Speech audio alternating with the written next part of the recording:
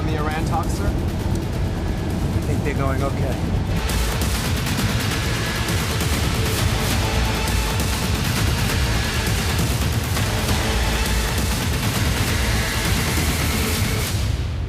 नमस्कार, बहुत स्वागत न्यूज़ 18 के डिजिटल प्लेटफॉर्म पर। आपके साथ मैं हूं ललित प्रजापति और हमारे वरिष्ठ सहयोगी अंकुर सर हमारे साथ जुड़ चुके हैं, अंकुर त्यागी जी। और आप ज़ाहिर तौर पर समझ गए होंगे, ये वर्ल्ड रैप का टाइम है। फटाफट आपको बताएंगे किस तरह की स्थितियां, वॉर जोन में किस तरह की स्थितियां चल रही हैं, और आर्थिकी मोर्चे पर जो टैरिफ वॉर आप सुन रहे हैं उसको लेकर क्या चल रहा है। सबसे पहले बात तो ईरान और अमेरिका की जो चर्चा चल रही है, पहले उसे लेकर कर लेंगे। ज़ेलेंस्की बेचारे इतने द्रवित हो गए, इतने दुखी हो गए कि ट्रंप को कह रहे हैं कि पहले एक बार आके यूक्रेन देख तो लो किस तरह की स्थितियां हैं। कल भी एक बड़ा हमला हुआ, शुरुआत में जानकारी मिली कि 20 लोगों की जान गई है, बाद में वो आंकड़ा 30 से 34 तक पहुंच रहा है। उसको लेकर भी बातचीत होगी, और टैरिफ वॉर को लेकर जिस तरह की बातें आ रही हैं, इन सबको बहुत करीने से समझ लेते हैं। सबसे पहले सर, जो डील चल रही है अमेरिका और ईरान के बीच, जो चर्चाओं के दौर चल रहे हैं, कहा जा रहा है कि भाई पहले दौर की बातचीत तो बहुत ही बम्पर रही है, अलग अलग इसके खैर मायने निकाले जा रहे हैं। सबसे पहले इससे जुड़ा अपडेट देखिए, जो पहले दौर की बातचीत हुई है वो काफ़ी अच्छी रही है, क्योंकि अगर पहले दौर में अगर कुछ दिक्कत होती तो दूसरे दौर की जो बातचीत है जो अब रोम में होगी वो ना होती।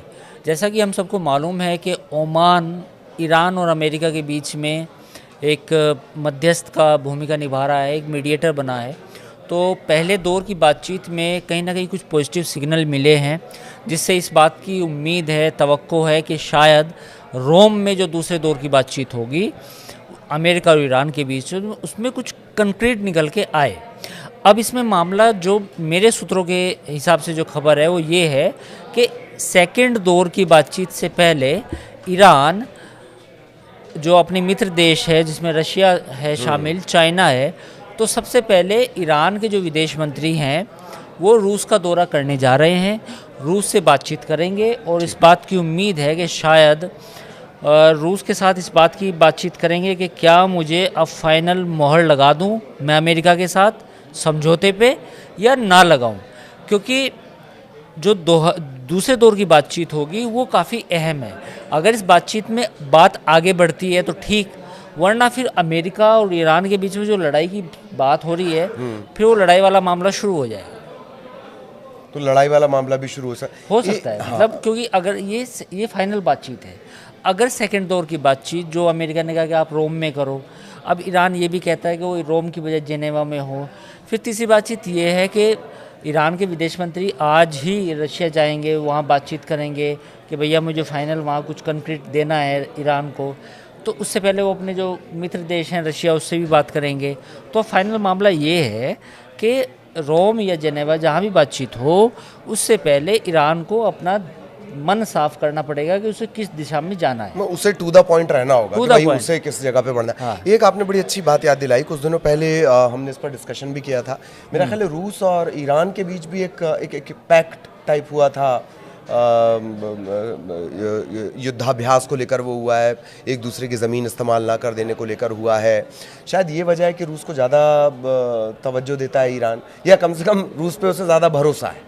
देखिए, जो ईरान की पूरी वेपनरी है उसमें 80% जो है वो रशिया से सामान आता है, साजो सामान। अब आप ये समझो कि जो ईरान ने बात कही थी कि उसके पास एंटी मिसाइल सिस्टम है जो S-400 है, S-300 है, तो वो S-300 जो है उसके पास वो रशिया का है, यानी कि वो एंटी मिसाइल सिस्टम है वो उनके पास है।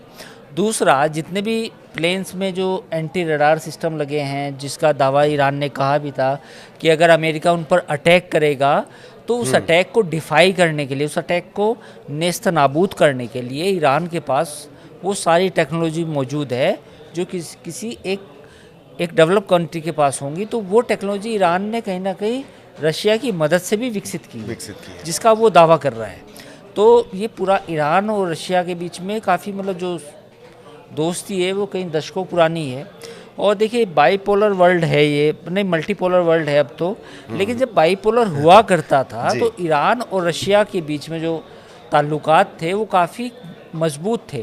क्योंकि आप याद कीजिए सोवियत इरा वाला दौर, जब यूएसएसआर के दौर की बात करें तो ईरान ने काफ़ी मदद की है रशिया की, और रशिया ने भी ईरान की मदद की है।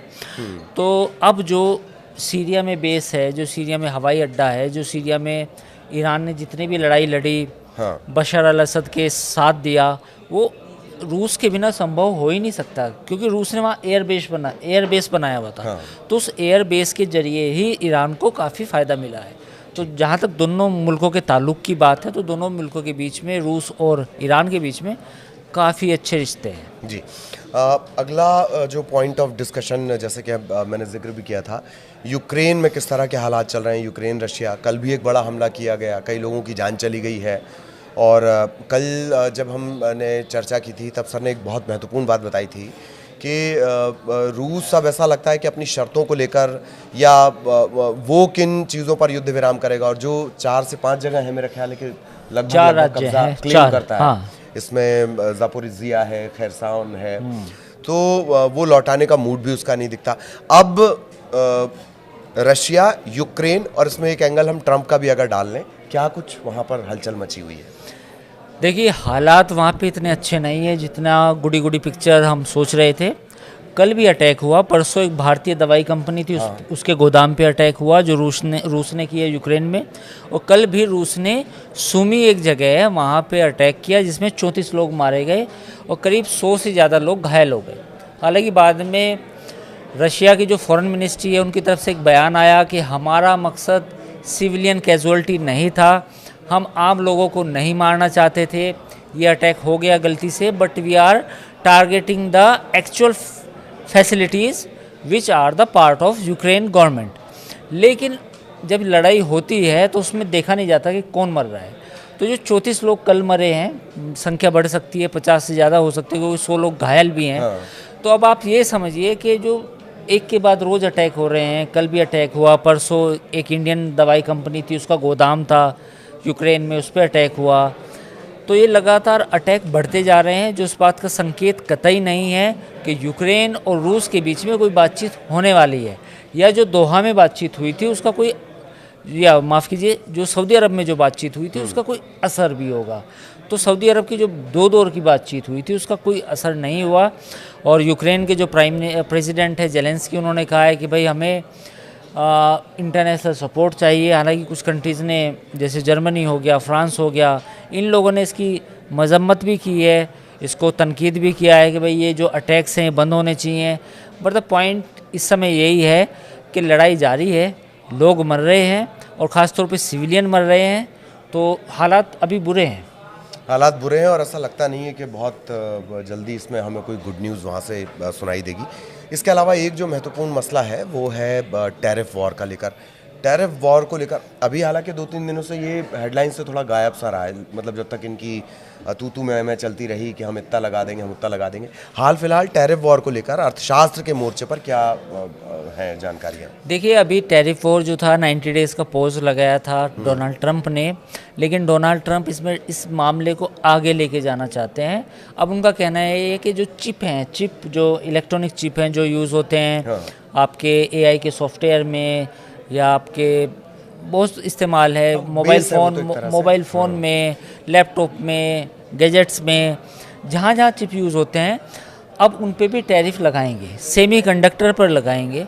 तो उन्होंने साफ वाजे कर दिया है कि जो मैं टैरिफ वॉर की जो है, कभी ये ऑफ कभी इन, कभी ऑफ कभी ऑन, तो ये ऐसे चलता रहेगा।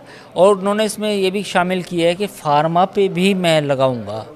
तो जो pharma, even India is a largest exporter to the US, Bharat में सबसे ज़्यादा जो फार्मा की दवाई हैं, जेनरिक दवाई, तो भारत सबसे ज़्यादा निर्यात करता है। तो अब देखना ये होगा कि क्या ये टैरिफ वॉर अभी ऐसे ही चलेगा।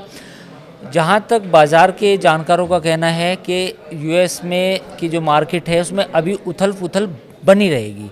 उसका रीज़न क्या है? उसका रीज़न ये है कि ट्रंप ने जो 90 दिन का पॉज लिया है, 90 दिन बाद वो क्या करेंगे किसी को नहीं पता। 90 दिन से पहले वो कुछ कर दें तो नहीं पता, फिर सेमीकंडक्टर आ जाएं, चिप आ जाएं, फार्मा आ जाए, वो नहीं पता। तो जो वॉलेटिलिटी है, it is going to continue another 6 और 8 मंथ। 6-8 महीने के बाद ही पता चलेगा कि भैया बाज़ार में क्या हालात हैं। और यही वजह है कि निफ्टी की अगर हम बात करें, जो भारतीय बाजार है, या सेंसेक्स की बात करें, वो भी ऐसा ही है। वो एक दिन बढ़ता है 1.5% और अगले 2 दिन जो है 2.5% गिर जाता है, फिर वो 1.5% बढ़ता है, कोई अच्छी गुड न्यूज़ आती है, फिर बढ़ता है। तो कुल मिला के अभी वो टैरिफ वाले जो मसला है वो अभी ऐसे ही चलने की उम्मीद है। वो वेट एंड वॉच जैसा रहेगा। तो ये आज का रैपअप था और सर ने बहुत अच्छी बात याद दिलाई जब हम इस बात का जिक्र करते हैं। आप किरण मजूमदार शॉ को जानते होंगे, बायोकॉन को लीड करती हैं, बड़ी संघर्ष की उनकी दास्तान एक अलग मिसाल है। उनका सारा जो ब्रेड एंड बटर आता है उस कंपनी का, जो कैंसर की दवाइयों में बायोकॉन का एक नाम है, वो सारा ब्रेड एंड बटर उनका अमेरिका से आता है। यही वजह है कि फार्मा बायोकॉन के अलावा भी बहुत सारी कंपनीज हैं। इवन मैं बताऊं कि जो दुनिया भर में जो आपने देखा होगा कि जो दवाइयों में जिसको सफ़ेद जो चूर्ण यूज़ करते हैं, जिसमें मिक्स होती हैं, उसको एपीआई बोलते हैं, एक्टिव फार्मास्यूटिकल इंग्रेडिएंट्स। तो वो सबसे बड़ा मैन्युफैक्चर चाइना है। तो चाइना के बाद India is a largest API manufacture, और इंडिया भी एक्सपोर्ट करता है अमेरिका को, बाकी दुनिया को भी। तो अगर जेनेरिक कंपनीज की बात करें तो सन फार्मा का बिजनेस वहीं से आता है, ग्लेन मार्क, ऑरबिंदो और डिवीज़ लैब, बाकी कंपनियां काफ़ी अपना मटेरियल और मॉलिक्यूल सप्लाई करती हैं। तो अगर जेनेरिक दवाइयों पे अगर टैरिफ लगाएंगे ट्रम्प, तो भारतीय कंपनियों के लिए बड़ी मुश्किल होने वाली है। जी जी।